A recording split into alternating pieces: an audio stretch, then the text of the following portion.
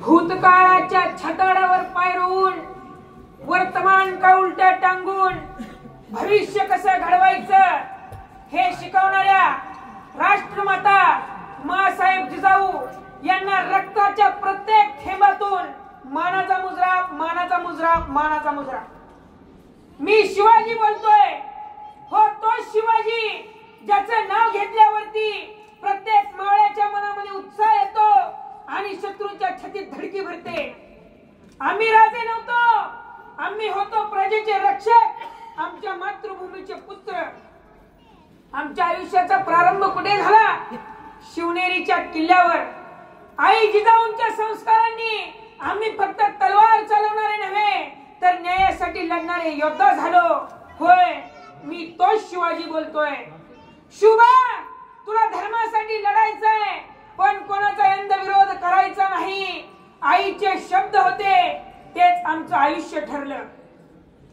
आम्ही स्वराज्य स्थापनेचं स्वप्न पाहिलं पण कोणाच्या विरोधात नाही, तर एक असं राज्य ज्या राज्यामध्ये प्रत्येक व्यक्तीला न्याय मिळेल, जाती धर्माचा भेदभाव नसेल, फक्त माणुसकी आणि कर्तव्य.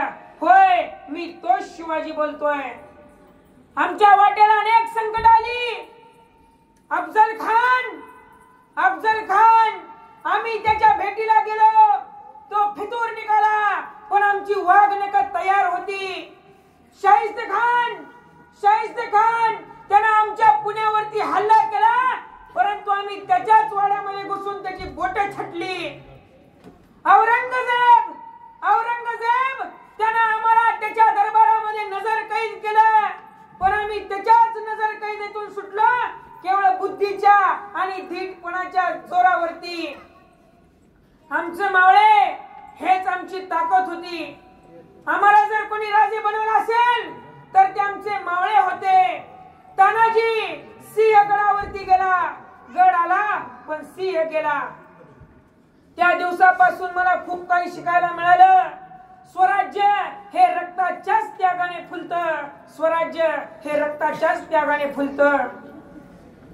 जो तरुण अन्यायाविरुद्ध आवाज उठवतो त्याच्या शब्दामध्ये आम्ही असतो. जो शेतकरी शेतामध्ये राब कष्ट करतो त्याच्या घामामध्ये असतो. आमच्या स्वराज्यामध्ये शेतकऱ्याला न्याय होता, आया बहिणींना सन्मान होता. शेतकऱ्याच्या गवताच्या काडीचा देठ सुद्धा सावकाराकडे घाण राहिला नाही पाहिजे अशी ताकीद होती. आया बहिणींवर अन्याय अत्याचार करणाऱ्याचे हात कलम केले जायचे म्हणून प्रत्येक स्त्री सुरक्षित होती.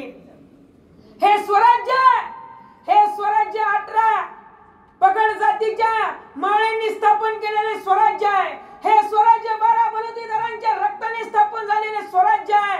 हे स्वराज्य शेतकऱ्यांचं आहे, हे स्वराज्य मावळ्यांचं आहे, हे स्वराज्य कष्टकऱ्यांचं आहे.